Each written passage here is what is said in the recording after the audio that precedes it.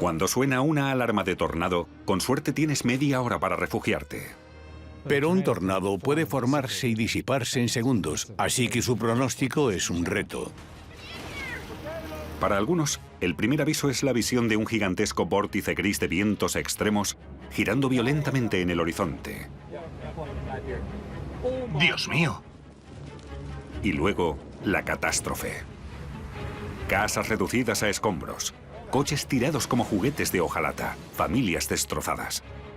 Casi nada puede soportar vientos de 350 kilómetros por hora. Los científicos siguen buscando respuestas a qué causa los vientos más rápidos sobre la faz de la Tierra. Estamos intentando comprender por qué algunos tornados se vuelven tan intensos, los F4 y F5, que son los que más nos preocupan. No conocemos algunos de los últimos procesos que convierten una tormenta en tornado. Seguir las huellas de tornados asesinos podría ayudarnos a ser capaces de comprender algún día cuándo y dónde atacará el próximo.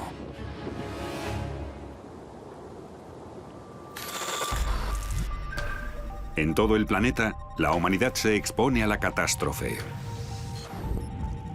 El desastre acecha bajo la superficie de la Tierra. Golpea desde el cielo o nos engulle desde el mar. Pero no estamos simplemente a merced de nuestro planeta. En nuestros intentos por industrializarnos, conectarnos globalmente y llegar a las estrellas, se han perdido vidas. Los desastres revelan lo mejor y lo peor de la humanidad, a medida que las tragedias se van sucediendo. ¿Cómo ocurren estos desastres? ¿Y qué lecciones podemos aprender cuando la catástrofe vuelve a azotarnos? Código Rojo.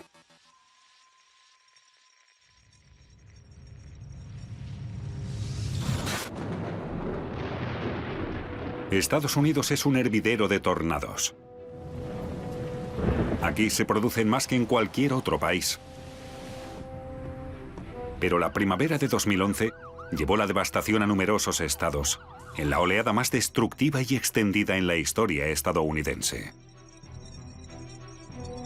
Durante 4 fatídicos días en abril, 360 tornados arrasaron múltiples estados, matando a cientos de personas y pasando una factura de 12.000 millones de dólares. ¡Oh, no! ¡Va a volcar! ¡Va a volcar! ¡Llama a emergencias! ¡Vamos, vamos, vamos! Fue la segunda oleada catastrófica ese mes. El primero comenzó como una fuerte borrasca que atravesó las llanuras centrales de Estados Unidos, extrayendo aire húmedo y cálido del Golfo de México. Al interactuar con una masa de aire seco y fresco que soplaba desde Canadá, una línea de tormenta supercélula empezó a formarse, preparando el escenario para un mal tiempo explosivo. Una supercélula es una tormenta muy fuerte y persistente. Puede durar horas. El ingrediente clave es que rota y está inclinada. Estas tormentas se suelen ver en las altas llanuras del callejón de los tornados. Pueden durar horas y a veces generan múltiples tornados muy violentos. El aire tiene que ser muy inestable y eso significa que quiere subir violentamente. Hay aire con una densidad muy baja en la superficie y aire con una densidad muy alta por encima. La atmósfera quiere darle la vuelta y el aire quiere subir violentamente y cambiar.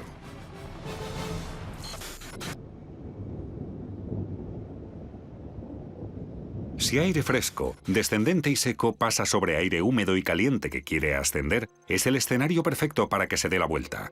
Esto pasa en tormentas normales que pueden desaparecer rápidamente. Lo que ocurrirá es que la lluvia caerá refrescando la corriente de aire ascendente original. Y básicamente ese es el ciclo vital de una tormenta que llaman de masa de aire. Para crear una supercélula se necesita el ingrediente añadido de fuertes vientos multidireccionales a diferentes altitudes. Y el ingrediente clave es algo que se llama cizalladura, cuando los vientos en la atmósfera cambian de velocidad y también de dirección con la altura. Eso crea una rotación, pero esta rotación es horizontal, y como sabemos, los tornados son verticales. Al final, esta rotación horizontal, estas supercélulas, tienen corrientes de aire ascendente muy fuertes y se inclinan hasta el plano vertical. Entonces, aparece la supercélula y las tormentas giratorias.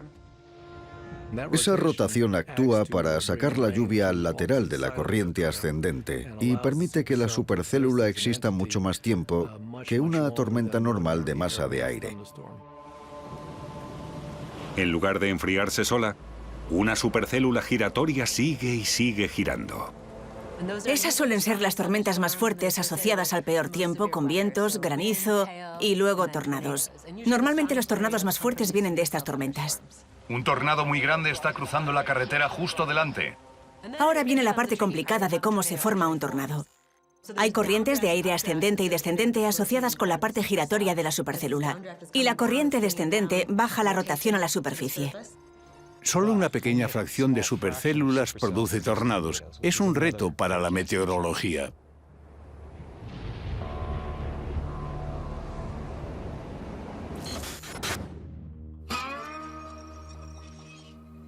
El 14 de abril, la localidad de Poplar Bluff, en Missouri, soportó una fuerte tormenta de granizo. Llegó después de un diluvio de 4 días que había dejado en la región 38 centímetros de lluvia y que desbordó el río Black.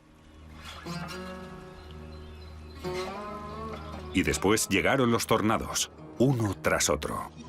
14 de abril de 2011, Poplar Bluff, Missouri. Estas oleadas suelen deberse a cierto número de supercélulas que crean un tornado tras otro. Por eso son tan destructivas, porque no es solo uno y ya. El tornado puede disiparse, pero normalmente lo sigue otro. No quites el limpiaparabrisas. Durante los 3 días siguientes, más de 150 tornados arrasaron desde Oklahoma hasta las Carolinas en un extraordinario bombardeo meteorológico que mató por lo menos a 38 personas, convirtiéndose en la oleada más activa documentada. En Carolina del Norte, 30 tornados se cobraron 22 víctimas. Un récord estatal.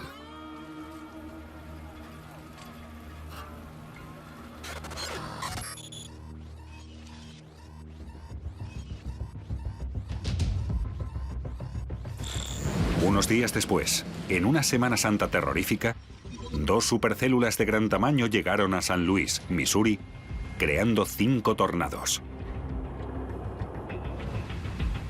El peor, un E4 de gran tamaño, azotó las terminales del Aeropuerto Internacional de Missouri.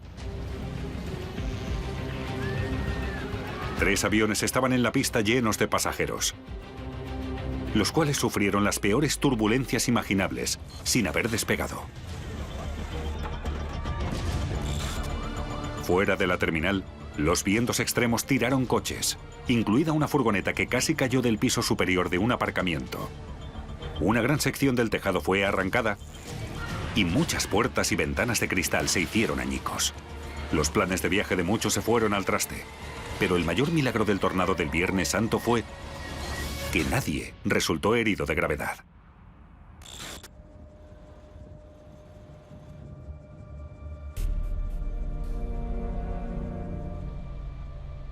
Unos días después, la superoleada empezó a gestarse. Un gigantesco sistema de bajas presiones llegó desde el oeste, haciendo saltar las alarmas por las llanuras centrales.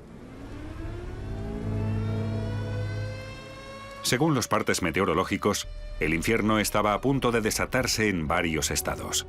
El Centro de Predicción de Tormentas activó una alerta de tornados para una situación especialmente peligrosa en Arkansas, Missouri, Texas, Oklahoma y Luisiana, parte del famoso callejón de los tornados. Estados Unidos es un sitio genial para los tornados porque reúne muchos de los ingredientes clave. Y suelen generarse especialmente a principios de primavera en la zona central de Estados Unidos, conocido como el callejón de los tornados. Gran parte del paisaje son llanuras que alcanzan hasta donde llega la vista y se encuentran entre 2 cordilleras, las Rocosas y los Apalaches.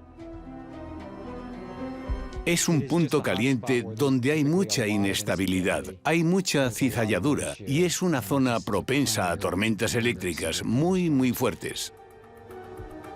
Por un lado está el Golfo de México, con una cantidad enorme de aire húmedo y cálido que llega desde el sur hasta las llanuras. Pero también están las rocosas, que ayudan a producir aire muy fresco y seco que llega desde arriba y se prepara para girarse. Cuando el aire cálido y húmedo sube violentamente, se forma una tormenta eléctrica. Pero lo que es único de Norteamérica es que hay un solapamiento entre ese aire húmedo y cálido que fluye hacia el norte desde el Golfo de México y las olas que quedan de finales de invierno y principios de primavera en las corrientes en chorro. Las corrientes en chorro son franjas de viento que rodean el globo a gran altitud. Cuando se disparan sobre las rocosas hacia el este, unas olas aportan una buena dosis de giro y velocidad al aire fresco y seco. Esto proporciona la cizalladura y rotación necesarias para crear supercélulas. Si todos esos ingredientes ocurren, el Centro de Predicción de Tormentas, que pronostica los tornados, emite un informe que dice que esa zona es propensa a los tornados.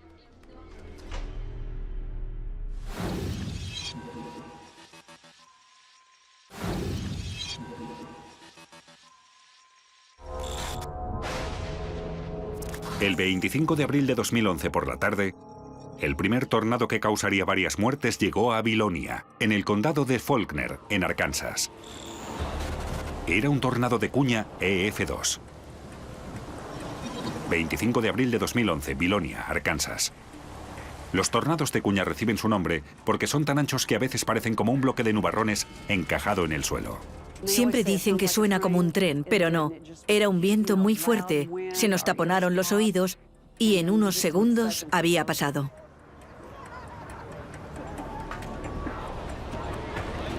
Vilonia es poco más que una calle en medio de campos de cultivos. La tormenta giró por el centro aplastando caravanas, volcando camiones y arrancando árboles.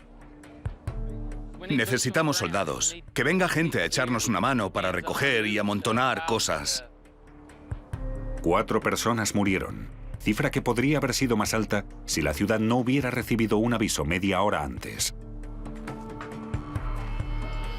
Creo que se nos da bastante bien intentar pronosticar supercélulas o tormentas eléctricas tornádicas. Lo difícil es saber si esa tormenta eléctrica producirá un tornado y cuándo lo producirá. Si me preguntáis por un porcentaje, diría que el 20% de todas las tormentas giratorias producen tornados.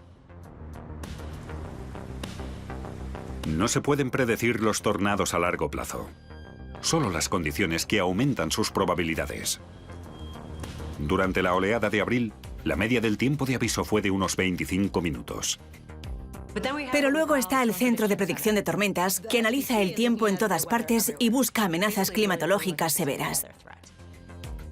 Se observa continuamente la atmósfera y esos datos se introducen en modelos informáticos. Se analizan los sistemas que llegan y se buscan los ingredientes clave que forman las supercélulas, porque son las que crean los tornados más fuertes. Algunos aspectos de la formación de tornados siguen siendo un misterio y la ciencia meteorológica es relativamente joven.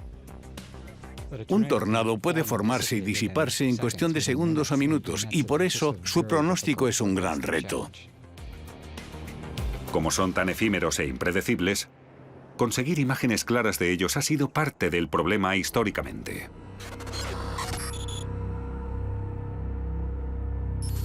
El tornado de Dallas en 1957 fue un punto de inflexión en la investigación sobre los tornados. Mientras asolaba 25 kilómetros por una zona metropolitana, fue claramente visible durante unos 40 minutos. Se convirtió en uno de los tornados mejor documentados. Más de 100 personas lo grabaron. 2 de abril de 1957, Dallas, Texas. A partir de estos vídeos y de otras fotografías, los científicos pudieron calcular las velocidades del viento y del tornado. Los científicos también pudieron relacionar esas velocidades con los daños en el suelo. En esa tormenta, 500 personas se quedaron sin hogar, 200 resultaron heridas y 10 fallecieron. La mayoría de informes sobre tornados provienen de observación no científica. Si preguntan a un granjero qué ha pasado, el granjero contestaría, bueno, perdimos el tejado de esta casa y por algún motivo mi gallina quedó totalmente desplumada después de que pasara el tornado. Entonces deberían calcular cómo tendría que ser el viento para desplumar una gallina. A principios de los años 60, el sistema de carreteras interestatales de Estados Unidos quedó terminado. Así que era posible llegar hasta una tormenta eléctrica y empezar a hacer observaciones científicas. Uno de los investigadores, llamado Neil Ward, fue la primera persona a la que se le ocurrió subirse al coche y perseguir una tormenta eléctrica. Lo que descubrió fue que había una serie de eventos muy característicos en estas tormentas que precedían a la formación de tornados. Por ejemplo, descubrió que había una base de nubes y antes de que se forme el tornado, la base de nubes sufre una bajada que se llama el muro de nubes y se forma una columna de lluvia detrás del muro de nubes. Hizo varias observaciones científicas. El estudio de los tornados dio un gran salto en los años 70 cuando un equipo de científicos logró por primera vez interceptar un tornado con un radar Doppler experimental.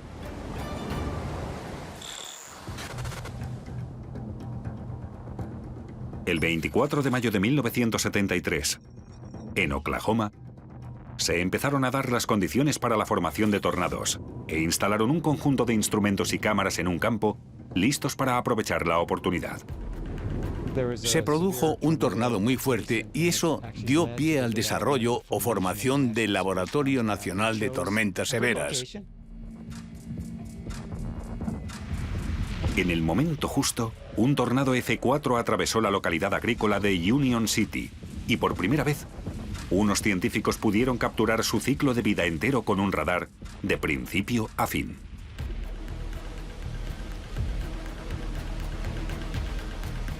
Eso cambió la predicción de tornados para siempre. El Laboratorio Nacional de Tormentas Severas fue fundado por la Administración Nacional Oceánica y Atmosférica, que también fundó el Servicio Meteorológico Nacional, el Centro de Predicción de Tormentas, el Centro de Huracanes.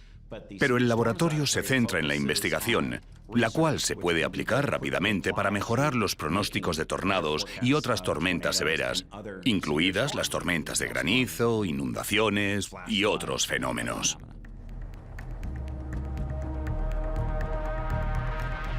Gracias a los resultados del radar Doppler del tornado de Union City se hicieron dos hallazgos cruciales. Las tormentas giratorias que podrían dar lugar a la formación de un tornado y la firma de vórtice de tornado, un algoritmo de detección de rotaciones, a menudo aparecían 25 minutos antes del tornado. Así que contaban con dos posibles dispositivos de advertencia que podrían salvar muchas vidas.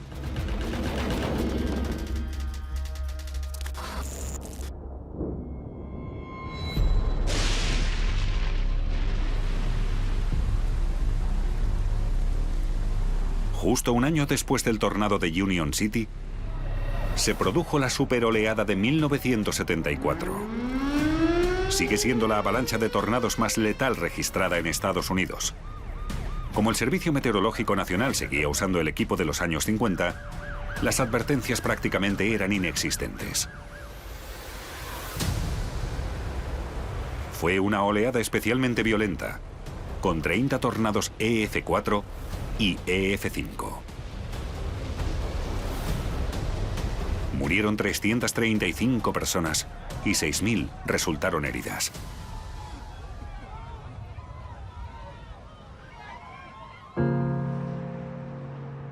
Aunque fue un balance terrible, la oleada de 1974 trajo consigo unos cambios cruciales que salvaron vidas en el futuro. No sé, ha sido horrible.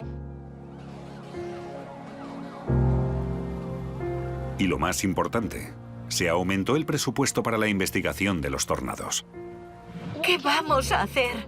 Lo hemos perdido todo. Y además se empezó a usar la escala Fujita como lenguaje estándar para que los científicos pudieran hablar de la fuerza de los tornados.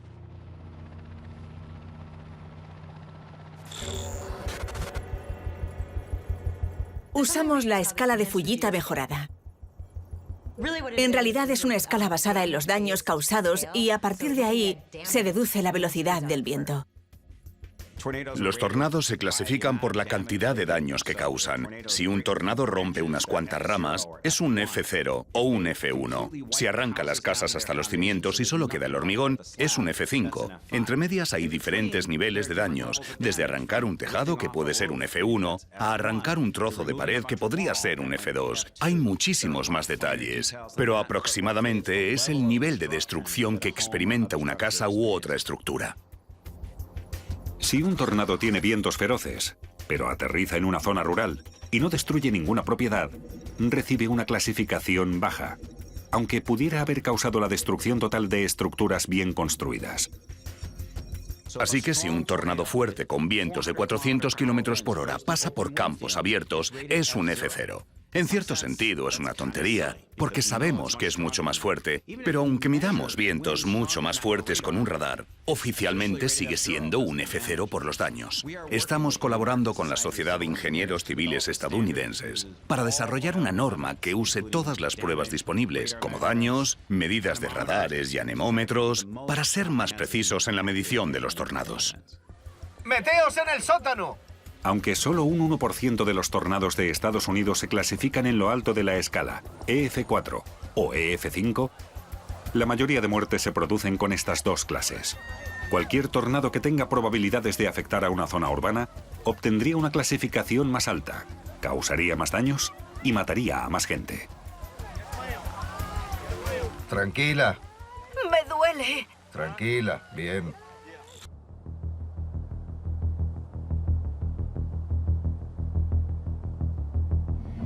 Con la llegada del radar Doppler, los investigadores pudieron medir las velocidades extremas de los vórtices de los tornados. El radar Doppler usa rayos microondas para atravesar las tormentas. Estas microondas se pueden reflejar en partículas como la lluvia, el granizo y demás. El radar usa el efecto Doppler para deducir en qué dirección y a qué velocidad viajan estas partículas, según cómo cambien la señal reflejada. Si el objeto se aleja de la antena, se detecta una señal de frecuencia más baja y más alta si el objeto se mueve hacia la antena. Un ordenador traduce la información a una representación visual en la que se ven las diferentes frecuencias con distintos colores que representan la velocidad y la dirección.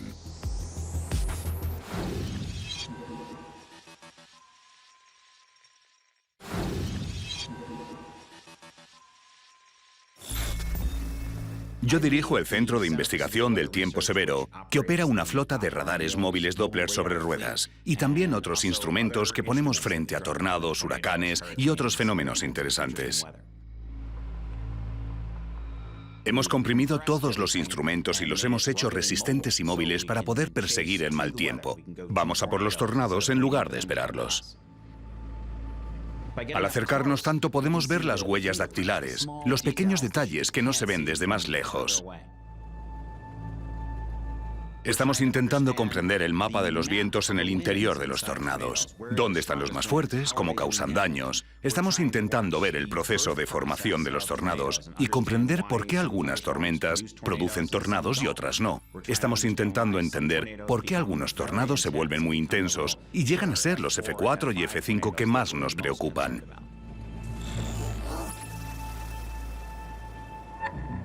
Con un radar se puede medir la velocidad de los vientos de fuerza increíblemente destructiva.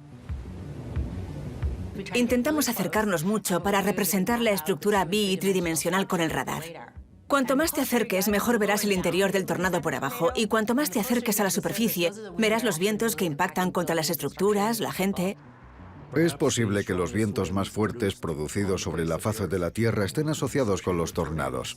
Estudios recientes que usan radares Doppler móviles han documentado vientos inequívocos de alrededor de 135 a 140 metros por segundo, casi 480 kilómetros por hora. Es una cifra impresionante. Lo realmente fascinante es cómo el tornado puede producir un viento tan fuerte y localizado en la base del embudo. Ahora mismo hay una buena red de radares por todo Estados Unidos. Se puede ver la rotación de la tormenta, que también es un indicador de la tornadogénesis.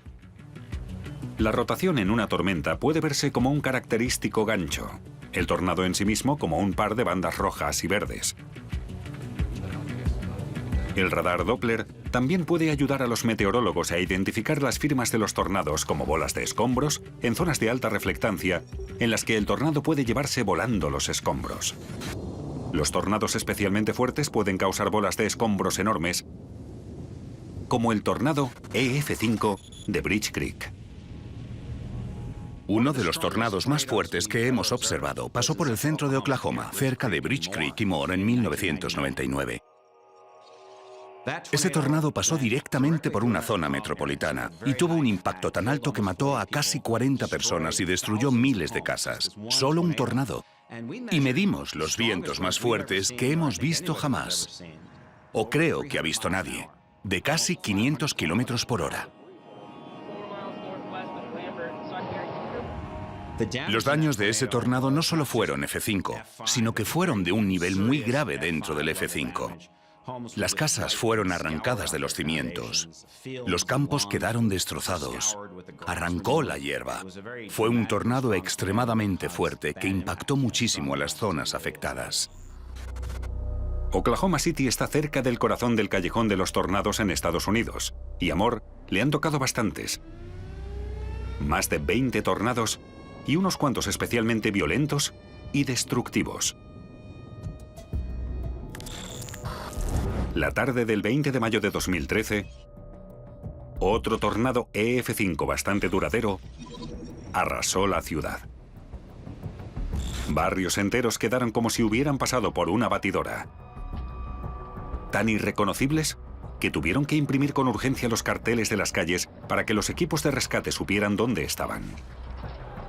En la ruta del tornado se encontraban 2 colegios de primaria. Los padres fueron a recoger a sus hijos, solo para descubrir, horrorizados, que prácticamente no quedaba nada de los edificios. Milagrosamente, no murió nadie en el colegio Briarwood. Pero 7 niños fallecieron en Plaza Towers. Ninguna de las escuelas tenía refugios. Tras la destrucción, hubo protestas para pedir cambios. Distritos escolares de todo el estado exigieron más presupuesto para poder construir refugios de tornados en todos los colegios que corrieran peligro. Los tornados EF5 son extremadamente escasos. Pero en la superoleada de 2011 se produjeron 3 EF5 y 12 EF4, lo cual ayuda a explicar por qué se produjo una destrucción tan extendida. La mayoría de tornados se produjeron el mismo fatídico día, el 27 de abril. Y más de 300 personas murieron en 24 horas. Alabama se llevó la peor parte. Se está aproximando, es muy fuerte. La oleada de 2011 se produjo principalmente en el sudeste. Tuscaloosa y Birmingham sufrieron especialmente. En Tuscaloosa y Birmingham, la primera oleada llevó casi 3 docenas de tornados esa mañana, que tiraron los cables de electricidad y de la luz. Pocos esperaban que una segunda ronda de supercélulas estuviera a punto de crear los tornados más violentos y duraderos.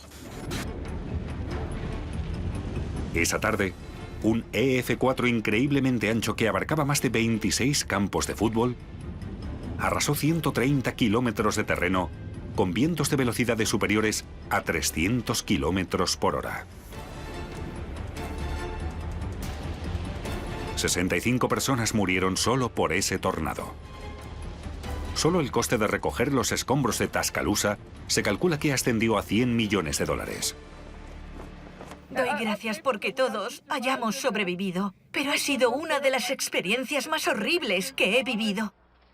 A veces la gente se sorprende porque no están en el callejón de los tornados, que incluye la zona de Texas, Oklahoma, Kansas, Nebraska y Iowa.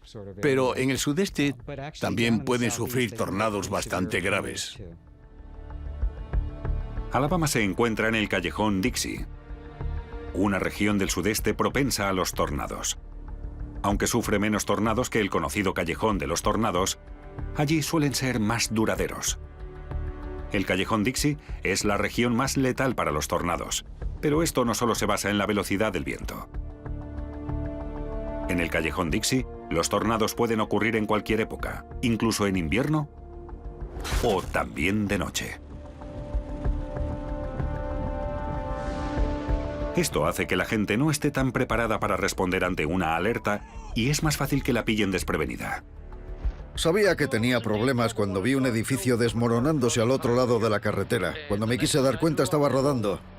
La mitad de las casas rodantes de la nación se encuentran en el sudeste. Yo vivía en esa caravana de ahí. Tuve suerte de que solo retorciera el techo de la mía. Según el Centro de Predicción de Tormentas, la mayoría de muertes relacionadas con tornados suceden en casas rodantes. Por desgracia, mi hermano no tuvo tanta suerte y el tornado destrozó la suya. Cuya estructura no es tan segura como una casa bien construida. Además, en el condado de Dixie, el paisaje es diferente. Gran parte está cubierto por árboles, hay muchas colinas y humedad. Las nubes son más bajas y es más difícil ver los tornados.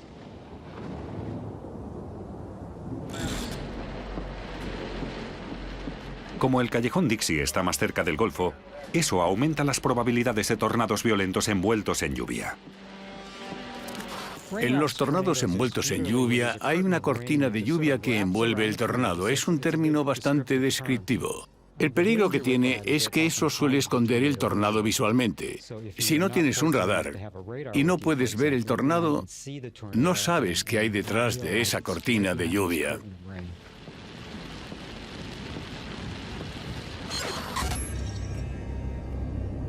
El tamaño de un tornado parece ser una cuestión subjetiva y científica.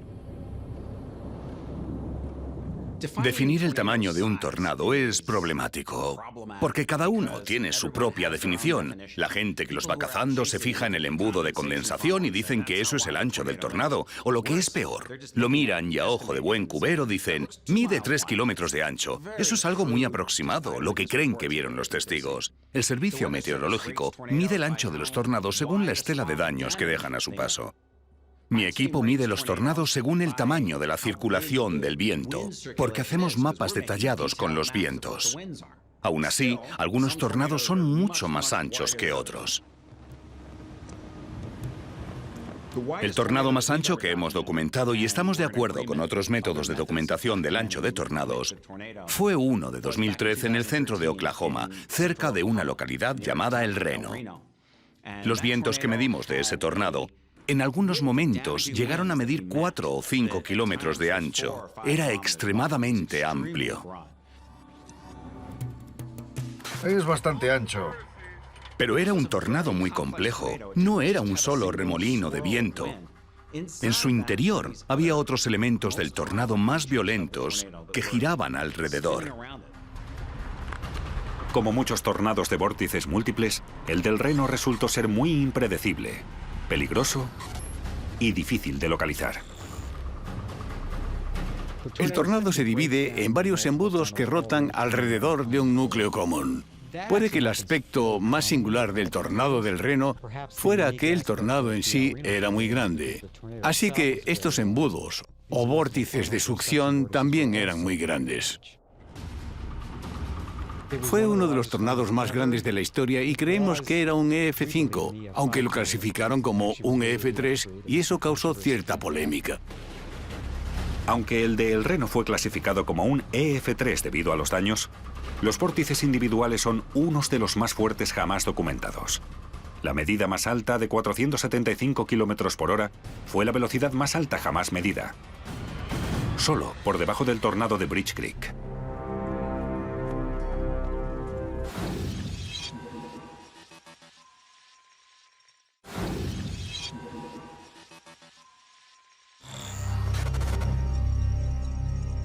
Uno de los tornados de vórtices múltiples más famosos y letales descendió por el lado oeste de la ciudad de Joplin, en Missouri, el 22 de mayo de 2011. El tornado de Joplin se hizo famoso porque pasó por una ciudad de tamaño medio. ¡Atrás! ¡Oh, no! y resultó ser el 7º tornado más letal de la historia. Lo extraordinario es que los otros tornados que están en esa misma lista ocurrieron hace muchos años, hace décadas. Así que cabría pensar que con las nuevas tecnologías, con los ordenadores, los satélites, ¿cómo íbamos a vivir un tornado que ocupara el 7º puesto de la lista de víctimas mortales por tornados? El EF5 aterrizó a las 17 horas 41 minutos de un domingo. Y los servicios meteorológicos sabían que iba a llegar. ¿Por qué murió tanta gente? No fue por un error en el pronóstico, lo cual podría ser una de las primeras suposiciones, que no les hubieran avisado con tiempo. Pero sí avisaron. Resulta que en gran parte se debió a la respuesta social de la gente. Después comprobaron que muchas personas habían oído la alerta y habían esperado a oír otra confirmación. Alguien que les llamara para confirmar que tenían que refugiarse o que dijeran algo por la tele o en el parte meteorológico. Ese retraso por esperar una confirmación no fue bueno. La gente tenía que ponerse en marcha y rápidamente. Los habitantes de Joplin tuvieron casi media hora para refugiarse. Pero muchos no hicieron caso a las alertas porque se habían insensibilizado ante las sirenas. Dios mío. Hope, ¡Le he oído gritar! ¡Chris! creo que he visto algo. ¡Hay alguien aquí! Siempre te preocupa ser demasiado alarmista y una de las cosas más difíciles es reducir el número de falsas alarmas. Hola, ven aquí, cariño. Ven, no pasa nada. No es una investigación científica, tiene un aspecto social de cómo la gente reacciona ante las alertas. Y el caso de Joplin es un buen ejemplo de esto. Por eso murió tanta gente, porque no se refugiaron, aunque les avisaron con mucho tiempo de antelación. Afectó a gran parte de la ciudad, zonas residenciales, comerciales, y el tornado también dejó su rastro en el hospital de Joplin. Las vistas aéreas de los daños del tornado dan una idea de lo grande y destructivo que fue este tornado de vórtices múltiples. Barrios enteros quedaron destrozados. Lo que solemos decir de los vórtices de succión es que, al ver las fotos aéreas de los daños, a veces se ven marcas así a lo largo de las huellas de un tornado. Yo las llamo espirógrafos porque es literalmente lo que son y es donde suelen ocurrir los mayores daños. En 40 aterradores minutos, devoró más de 7.000 hogares, casi 500 negocios y se cobró 161 vidas. Varios años antes, yo había realizado un estudio preguntando qué pasaría si un tornado como el de Joplin, uno tan fuerte como el de Bridge Creek o incluso el del Reno, pasara por San Luis, Chicago o Atlanta. Y las consecuencias serían terribles. Podría dañar 50 o 100.000 casas diferentes. Podrían morir 1.000 personas si pasara por las zonas residenciales de una gran ciudad. Y todo eso era hipotético hasta que pasó lo de Joplin. Si el tornado hubiera pasado a 80 kilómetros de allí, habría pasado por San Luis. Y el resultado podría haber sido mucho peor. Eso da que pensar a los que nos planteamos qué podría pasar en el peor de los casos. Algunos científicos se preguntan si la clasificación EF5 de la escala de Fujita es lo bastante alta o si necesitaremos una clasificación más alta en esa escala para poner en contexto lo grande que fue ese tornado en realidad. El tornado de Joplin fue especialmente devastador porque destruyó aproximadamente un tercio del paisaje físico. El tornado de Joplin se considera algo bueno dentro de lo malo, porque ocurrió un domingo. Si el incidente se hubiera producido un día entre semana, tras haber visto las consecuencias, la administración escolar reconoció que muchos niños habrían fallecido porque los colegios de Joplin habían quedado destrozados tras el fatídico paso del tornado. El gigantesco tornado causó daños a casi 3/4 partes de los edificios de Joplin. Al día siguiente, el estado de Missouri envió un grupo de trabajo especial para empezar a recoger los escombros y buscar personas desaparecidas. Si encontráis a alguien, buscad información y escribídsela con un rotulador en la frente. Si no tiene un lugar viable en el que escribirla, escribidla en el torso. No quiero ver información en extremidades, ¿vale? No os preocupéis por profanar al ser querido de alguien porque no es así. Nos estáis dando información para poder llevarles a su ser querido y los limpiarán antes de que los vean, ¿vale? Varios equipos con perros examinaron los escombros para intentar encontrar a gente enterrada. Todo ha desaparecido. Nada volverá a ser igual. Nada volverá a ser igual.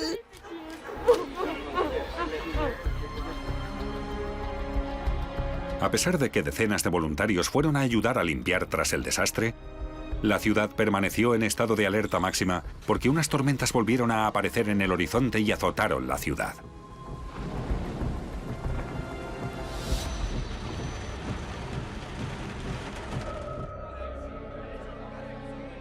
Aunque los tornados pueden provocar las velocidades de viento más altas conocidas, las probabilidades de sobrevivir a un tornado son altas si se hace caso a los avisos. Cuando se emite un aviso significa que un tornado se dirige hacia la zona, o podría dirigirse hacia la zona poco después, y que deberían tomar medidas, dentro de lo razonable, para refugiarse en una habitación interior de la casa o en algún refugio comunitario. Porque si viven en casas prefabricadas, deben ir a un refugio comunitario más resistente. En la medida de lo posible, hay que intentar mantener la calma y organizarse. Cuando cunde el pánico, la gente toma decisiones erróneas, intenta huir o no presta atención. Y cuando lo ven, se quedan mirándolo fascinados. O se meten en una zanja que se podría inundar. Mucha gente conduce hacia los tornados porque quiere verlos mejor. Lo más sensato es escapar. Pocas cosas soportan vientos de 350 kilómetros por hora. Si tienes un agujero, deberías refugiarte ahí. Aunque los tornados son objeto de investigaciones muy apasionadas y dedicadas, muchos aspectos de su formación siguen siendo desconocidos. Lo que me parece interesante de los tornados es que es difícil predecirlos, así que tienen un elemento de sorpresa y no sabes si un tornado va a ser muy fuerte o muy débil. De hecho, no conocemos algunos de los procesos finales que hacen que una tormenta forme un tornado. Hemos progresado algo en la comprensión de la estructura de los tornados. Hemos progresado en la comprensión de algunos procesos importantes, como la tornadogénesis, su origen. Así que sabemos qué días hay bastante energía para que se formen tormentas eléctricas o llegarán olas en las corrientes en chorro. Lo que no podemos saber son los detalles. Y claro, eso es lo que importa a la gente que vive en la ruta de los tornados. Aquellos que viven en la ruta de los tornados tienen muchas preguntas que necesitan respuesta para saber la diferencia entre una tormenta severa que se aproxima por el horizonte y la destrucción inminente. Los detalles son: ¿cuándo se formarán exactamente los tornados? De esas 6 supercélulas diferentes, ¿cuáles formarán los tornados? Si hay una o dos supercélulas que formen los tornados, ¿cuándo se formarán durante su vida útil de 1 o 2 horas? ¿Y exactamente qué rumbo seguirán? Esos son los detalles que no sabemos y los que estamos intentando aprender. Me fascinan los tornados porque son impredecibles, poderosos y por lo menos solo afectan a parte de la población. Las preguntas que los investigadores de tornados siguen teniendo en mente y que a veces arriesgan su vida para encontrar las respuestas ya han salvado a innumerables personas. En el último medio siglo, las mejoras en los sistemas de detección y alerta significan que menos gente muere cada temporada a pesar de un gran crecimiento de la población.